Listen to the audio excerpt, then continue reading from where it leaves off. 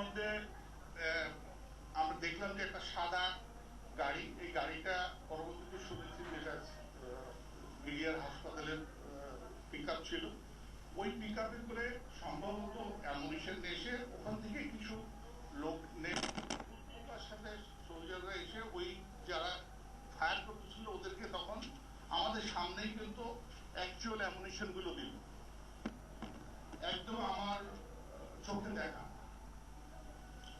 তো ওইখানে দেওয়ার পরেই তখন ওরা আবার লোড করে যখন ফায়ার করা শুরু করলো তখন কিন্তু ওই ফায়ার গুলো আমাদের গ্লাস ব্রেক করে এই দরবার হলে ঢোকা শুরু করলো। তো ওই দরবার হলে যখন গ্লাসে আসতেছে তখন আমরা জানলা পাশে কয়েকজন ছিলাম, আর কিছু অফিসার, ওই গ্লাসগুলো ছিল প্রায় 3.5 ফিট 4 ফিট ওয়ালের উপরে গ্লাস ছিল, তারা সব নিচে নেমে গেল। তো আমরা যেহেতু কথা বলতেছিলাম তো এনশাদ স্যার আমাকে দূর থেকে বললো যে যেমন তুমি তাড়াতাড়ি চলে আসো, যে আসো। আমি তখন পিছনে তাকাই দেখলাম যে এনশাদ স্যার ওই আমাদের বড় পিলার আছে, পিলারের পিছনে নিয়েছে আজম স্যারও ছিল, আজম স্যারও আমাকে চিল্লায় বললো যে যেমন আর থেকো না, হ্যাঁ পিছনে চলে আসো। তখন আমি গোলজার, তারপরে কর্নেল এন্ডার, আর কেউ ছিল, আমার সবার নামগুলো এখন কিন্তু মনে নাই। আমরা তখন আস্তে করে মাথা নিচু করে একটু প্রলয়ের মতো ভাগ করে ওই পিলারের পিছনে আসি।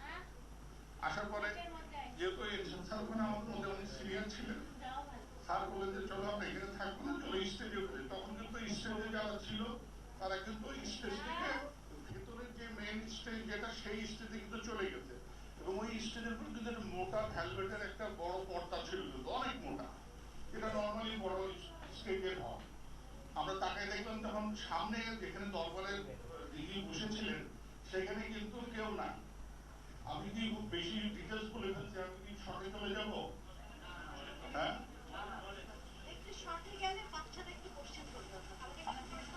আচ্ছা আচ্ছা, আমি একটু শর্টেই বলি। তারপরে আমরা স্টেজে আমরা যখন চলে যাচ্ছি সবাই মিলে আমরা একটু নিচু হয়ে ওই স্টেজের দিকে উঠতে গেলাম। আমি যখন উঠতে যাই তখন দেখলাম যে ওই সৈনিকটা তখনও ওই মাটিতে শোয়া আছে, ওর নাম পরে জেনেছি সিপাহী মঈন। তো কোথায় থেকে যেন আমার পাশে দেখলাম ডিওপি কর্নেল আনিসও আসলো, তখন কিন্তু আমাদের অফিসাররা সবাই কিন্তু ওই ইয়ের পর্দার ভেতরে ঢুকে গেছে। তো আমি আনিস স্যারকে জিজ্ঞেস করলাম যে হলো স্যার একে কি করবো? স্যার বললো যে ধরো। আমি সম্ভবত পা ধরলাম আর স্যার হাত ধরে ওকে ধরে ওই কোন রকমের পর্দার ওই পারে নিয়ে গেলাম, নিয়ে যে ও তো মরার মতো পড়ে রয়েছে, সেন্সলেস কি বলতে পারবো না, বাট ও পড়েই আছে, ও সারা সপ্তাহ কিছুই করতেছে না। ওকে পর্দার ভেতরে নিয়ে গেল। ভেতরে ঢুকেই দুইটা উইং ছিল, দুইটা উইং এর মধ্যে বাঁ দিকে উইং একটা ছিল, ডান দিকে উইং ছিল। তা আমি কি কারণেই হোক আমি বাঁ দিকের উইং এ চলে আসি। বাঁ দিকের উইং এ আমি গিয়ে দেখলাম যে ওখানে ডিজি আছেন, ডিডিজি আছেন, অনেক এনশাদ স্যার আছে, অনেকেই আছে, আমার পরিচিত অনেকেই আছে। আর উল্টা দিকে ছিল আরো অনেক অফিসার, যেটা দেখা যাচ্ছে না, কারণ ওই সময় নেমেই কর্নেল আনিস বললো যে অন্ধকার করে দাও। তো আমাদের ওখানে ওই কিছু লম্বা লম্বা বাঁশের কুঞ্চ ছিল, ওইটা দিয়ে আমরা সব লাইট গুলো কিন্তু ভেঙে ফেললাম, ভেঙে ফেলে কিন্তু ওই ঘরটা অন্ধকার করা হলো যেন কেউ এসে ভিতরে দেখতে না পায়। তো ডিজিকে আমরা, এটা একটু জানা আপনাদের উচিত, ডিজিকে পাশে একটা চেয়ারে বসায় আমরা ডিজিকে সারাউন্ডিং করে দাঁড়াইছিলাম। এর মধ্যে আপনার আমি দেখলাম যে ওই আরপি যে ছিল খুব আস্তে করে ওয়াকি টকি শুনতেছে। তো আমি তাকে বকা দিয়ে বললাম এই এত আস্তে কি শুনতেছেন, জোরে দেন। তো জোরে যখন দিল তখন শুনলাম যে সে ওই দিক থেকে আসতেছে, যে অলরেডি অফিসার্স মেসে সব দখল করে দিয়েছে এবং গাড়ি ঘোড়া পুরাই দিতেছে, গেট দখল করছে, ও কোর্ট থেকে সব অস্ত্র টস্ত্র বের করে যে যেমন ইচ্ছা ফায়ার করতেছে। এটা কিন্তু ওই ওয়াকি টকির মাধ্যমে আমরা শুনলাম। এটা আমি আবার ডিওপিকে ডেকে এনে বললাম স্যার দেখেন শুনেন এটা কি হচ্ছে। এই যে কেন্দ্রীয় সুবিধা বিজেপির কথাটা আসলো না, নুরুল ইসলাম সাহেব উনি আমাদের সাথেই ছিলেন। একটু বলে রাখি, উনি যে ছেলে বলে গেল যে 5 মাস প্রথম থেকে বলে আসতেছিলাম যে ও আমাদের সাথে ছিল এবং আমাদের অনুমতিক্রমে ডিজির অনুমতিক্রমে সে বাইরে যায় এবং আমরা তখন বলা হয়েছিল যে ও যে হয়তো সৈনিকদেরকে উনি গিয়ে মোটিভেট করতে পারবেন সেই কারণে তাকে যেতে অনুমতি দেওয়া হয়েছিল। সাথে জায়গিও গিয়েছিল, জায়গি যখন পাশেই ছিল ও চলে গেছে। আমি বারবার বলতেছিলাম কিন্তু ওই সময় গিয়ে ডিজি জেনারেল বসে আছে, এর মধ্যে ডিজি প্রধানমন্ত্রীর সাথে কথা বলতেছিলেন। প্রধানমন্ত্রী বললেন যে একটু অপেক্ষা করো, আর্মি মুভ করেছে তো কিছুক্ষণের মধ্যেই তোমাদেরকে রেস্কিউ করবে। এইখানে একটু বলে রাখি, এখানে কিন্তু আমরা ওই সিপাহী মহিনের যে অস্ত্রটা ছিল ওই অস্ত্রটা কিন্তু আমাদের কাছে ছিল গুলি ভর্তি অস্ত্র। কর্নেল এমদাদ ছিল কমান্ডো। সে বলল যে স্যার এটা দিয়ে কয়টা ফেলাই দিই। মাজারুর ক্যাপ্টেন মাজার জেনারেল শাকিলের এডিসি ছিল, ও আমার পাশেই দাঁড়ানো ছিল। তো ও কাঁদতেছে, তো আমি ওকে জিজ্ঞেস করলাম এই কাঁদছো কেন? বলে স্যার ওই ম্যাডাম বাসা অ্যাটাক করছে। তখন কে অ্যাটাক করছে? বলে স্যার বিডিও। তা আমি ভাবছিলাম বাসায় তো গার্ড আছে, কারণ গার্ডটা করবে, বলে স্যার গার্ড পালাইছে। তো বললাম যে ম্যাডাম কই? বলে ম্যাডাম রুমে আছে। তো ডিজি কিন্তু এই কথাগুলো শুনছে, ডিজি কিন্তু পাশেই বসা, একটু পাশে। ডিজি আমাদের জোর জোরেই কথা হচ্ছিল ওর সাথে। তা আমি বললাম যে ম্যাডামকে বলো যে বাইরের দরজা লাগায় ওই বাথরুমের মধ্যে ঢুকে লক করে বাথরুমে বসে থাকতে বলো। তখন ডিজি জিজ্ঞেস করলেন যে কি হয়েছে? তো মাদার আবার রিভিউ করলো। তো উনিও মাদারকে বললাম বলো যে টয়লেটের মধ্যে বন্ধ করে থাকতে। উনি কিন্তু আর টেলিফোনটা নিয়ে ম্যাডামকে কিন্তু কিছু বলেন নাই। ওই সময় কিন্তু ম্যাডামের সাথে উনি কথা বলেন নাই। এর মধ্যে তো ডিজি আমাদেরকে কয়েকবার জিজ্ঞেস করেন কি সেনাবাহিনী আসছে, আমরা সেনাবাহিনী কেউ এখন পর্যন্ত আসে না। এর মধ্যে কিন্তু যত লেভেলে যার লেভেলে, তখন কিন্তু মোবাইল আমাদের সাথে ছিল, তখন কিন্তু মোবাইল আমাদের সাথে ছিল। কোনো জায়গা থেকে কোনো পজিটিভ ইনফরমেশন আমরা পাচ্ছি না। এতক্ষণ পর্যন্ত যে গল্পগুলো করলাম আপনাদেরকে, এই তখন পর্যন্ত কিন্তু বিডিআররা দরবার হলে প্রবেশ করে নাই, তারা কিন্তু বাইরে থেকেই ফায়ার করছে। এই সময় দেখা গেল যে তারা দরবার দখল করে দরবার হল দখল করার পরে তারা তখন স্টেজের দিকে অনবরত গুলি করা শুরু করলো। তো গুলিগুলো সব লেগে বিভিন্ন ওয়ালে ওয়ালে লাগতেছিল। তো আমরা ডেফিনেটলি সব ভয় পাচ্ছিলাম যে যদিও গুলিগুলো, আমরা তো উইংসে ছিলাম আর গুলিগুলো সোজাসুজি যাচ্ছিল। তো সবাই আমরা চেষ্টা করতেছিলাম যে যত চেপে চাওয়া যায় বাঁচার জন্য, সবাই চেষ্টা করছে, এটা মিথ্যা কথা বলে লাভ নাই। আমরা কিন্তু উই ট্রাইড আওয়ার বেস্ট আমাদের বাঁচার জন্য। তো ডিজি যেহেতু এক কোনায় বসেছিলেন, তো ডিজির কষ্ট হচ্ছে কারণ আমরা সবাই চেপে ওনার গায়ের উপর পড়ে যাচ্ছিলাম। তো উনি বললেন যে এই তোমরা এত ভয় পাচ্ছ কেন, তোমরা মৃত্যুর জন্য তো ভয় করছো কেন,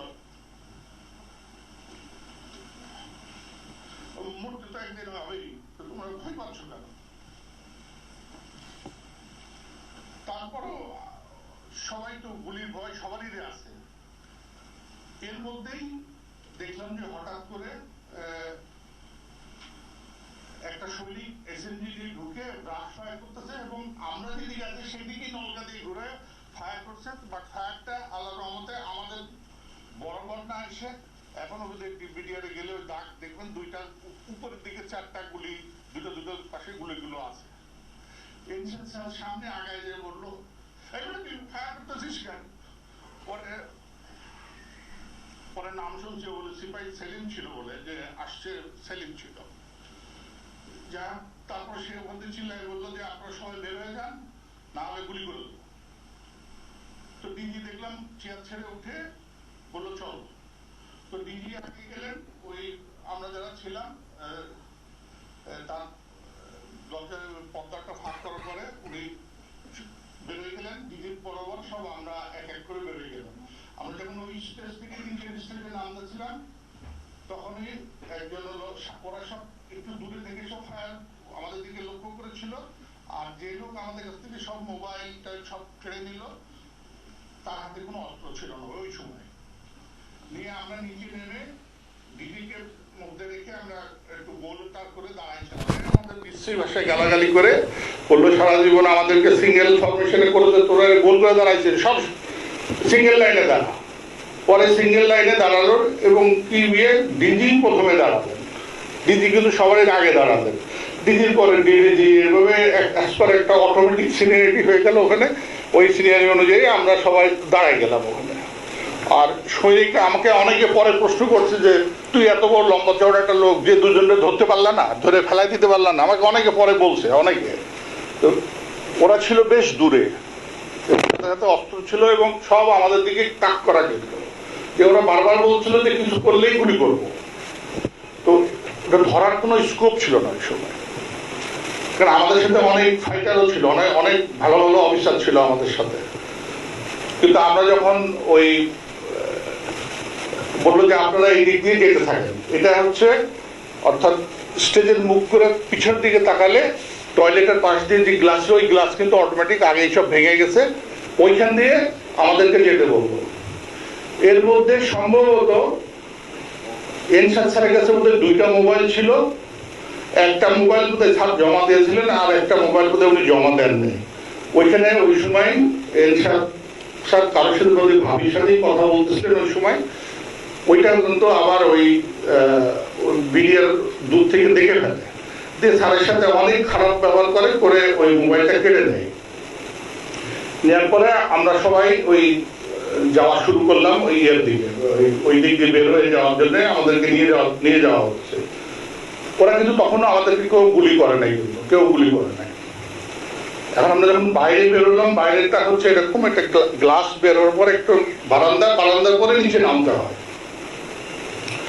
তো ডিজি জাস্ট ওই বারান্দা পার হয়ে নিচে যে স্টেপ দিয়েছেন, আমাদেরকে যারা নিয়ে যাচ্ছিল তারা কিন্তু পাশেই ছিল। ওই পাশে আর একটা ওই দেবদারু গাছ লাগানোর একটা গাছের একটা পোর্ট ছিল উঁচু করা, ওখান থেকে 4 জন সৈনিক, এরা কারা আমি এখন মতো জানি না, বাট পরবর্তীতে আমাকে একজনের নাম দিয়ে বলেছিল যে আমি যেন ওই নামগুলো বলে সই করি। আমি কিন্তু নাম সই করিনি, কারণ ওই 4 জনই যে ওখানে ছিল আমি ঠিক জানি না, কারণ তাদের হেলমেট পরা পরা এসে ডিজিকে প্রথমেই গুলি করে। 2টা গুলি বুকে লাগার সাথে সাথে ডিজি কিন্তু ডান দিকে হেলে পড়ে যান।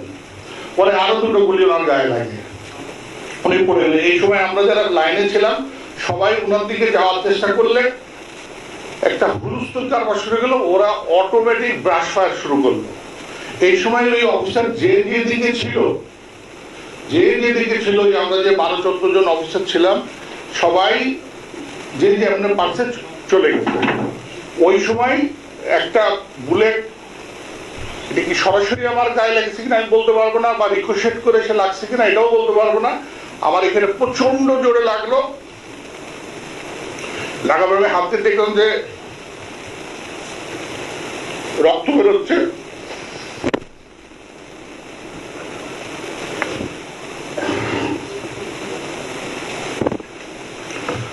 ওই সময় আমি শুধু খেয়াল করলাম যে এটা কি ভেতরে ঢুকছে নাকি বেরোয় গেছে। আমি হাতে দেখলাম যে না, এটা ভেতরে ঢোকে নাই, এটা পাশ দিয়ে বেরোয় গেছে।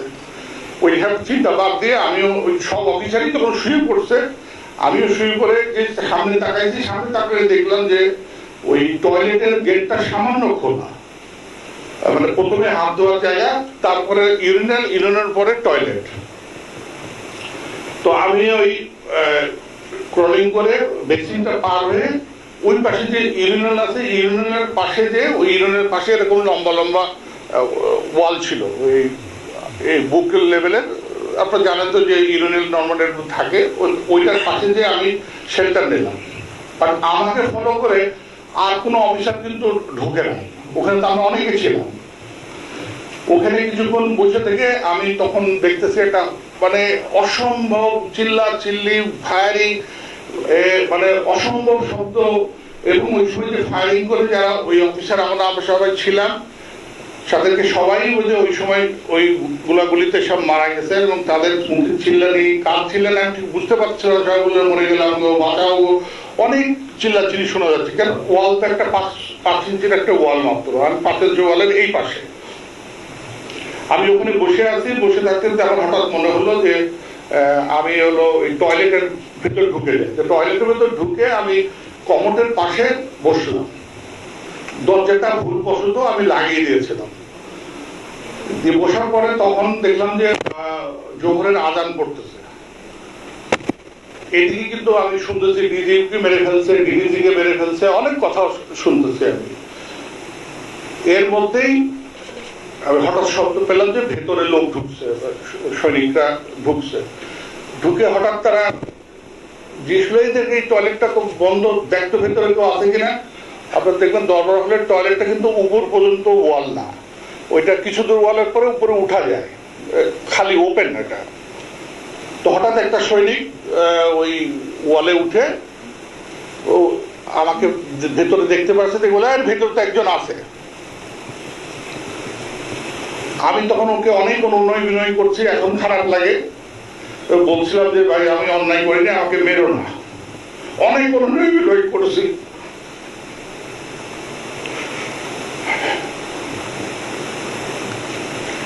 যাই হোক, ওই সময় হলো ও বলার সাথে সাথে যারা বাইরে ছিল ওরা দরজাটা না খুলেই ফায়ার করা শুরু করলো। আর যেহেতু টয়লেটটা খুব ছোট, আমি দেখতে পাচ্ছি যে গুলিগুলো জাস্ট আমার নাকের সামনে দিয়ে যাচ্ছে, কারণ আমি যে টয়লেটের পাশে বসে, টয়লেটের এই সামনে এই জায়গাটায় দরজা, এই জায়গাটাই টয়লেট, মানে কমোডের কোনায় আমি বসে আছি। তো ফায়ারগুলো সব আমার নাক বরাবর যাচ্ছে। আমি যত চেষ্টা করতেছি, ওয়াল তো আর সরানো যায় না, বাট আমি চেষ্টা করছি ওয়ালের সাথে যেন আমি মিশে যেতে পারি, যেন গুলিটা আমার গায়ে না লাগে। এরপরে শেষের গুলিটা মধ্যে 7 রাউন্ড করেছিল, ওই দরজাটা আমার কাছে এখনো আছে। ওই শেষের গুলিটা ওই যেখানে পানির নলকা থাকে সেইখানে গিয়ে লাগলো এবং পানি ফুটো হয়ে খুব ফোর্সে পানিটা বেরোয় আসলো। তো ওইটা এসে সরাসরি আমার গায়ে লাগছে। তো আমি ভাবছি বোধহয় গুলি লাগছে, পরে দেখলাম যে না, গুলি না, এটা একটা পানির সেটা আসছে। এর মধ্যে হঠাৎ শুনলাম যে বলে দেখতো মরে গেছে কিনা। ওই বেটা কিন্তু আবার উঠছে সৈনিকটা। উঠার পরে আমি তার কথা না বলে আমি ইশারা দিয়ে ওকে একটু বোঝানোর চেষ্টা করলাম যে তুমি বলো আমি মরে গেছি। তো ও আর কোনো কথা না বলে আমি তাকে খুব সিম্প্যাথেটিক ওয়েতে আমি তাকে ইশারা করে বোঝাচ্ছিলাম যে তুমি দয়া করে বলো যে আমি মরে গেছি। ও কেন বলছে আমি এখনো জানি না, তার সাথে আমার আজ পর্যন্ত দেখা হয় নাই। সে বললো মরে গেছে। কারো কাছে স্বপ্ন পূরণ, কারো আনন্দের উপলক্ষ, আবার কারো জীবন পাল্টে দেওয়ার মুহূর্ত, কখনো জীবন বাঁচাতে সর্বোচ্চ গতিতে উড়ে চলা, কারো আবেগের শেষ মুহূর্ত, আপনজনের শেষ বিদায়ে সামিল হওয়া।